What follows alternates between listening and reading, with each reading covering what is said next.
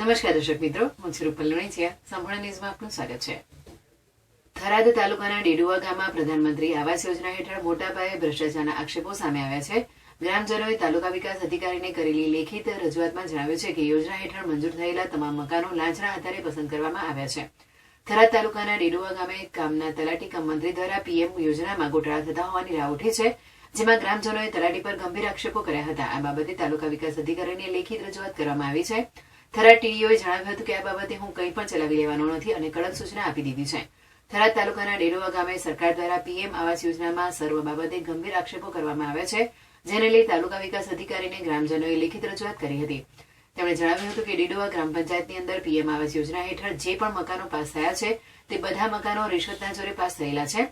જેમને રિયલમાં મળવા જોઈએ તેવા ગરીબ છે, જેમને કાચા મકાનો છે તેમને મળ્યા નથી. આ સંપૂર્ણ ભ્રષ્ટાચારમાં તલાટી કમ મંત્રી સામેલ હોવાના ગ્રામજનોએ આક્ષેપો કર્યા છે. આ બાબતે ઉચ્ચ અધિકારીઓ દ્વારા તપાસ કરવામાં આવે તેવી માંગ કરવામાં આવી રહી છે. જો તપાસ કરવામાં નહીં આવે તો ગ્રામજનો ઉચ્ચ કક્ષાએ રજૂઆત કરશે. લાભાર્થીઓએ વિવિધ આક્ષેપો પણ તાલુકા વિકાસ અધિકારીને અરજી કરી જણાવ્યા હતા.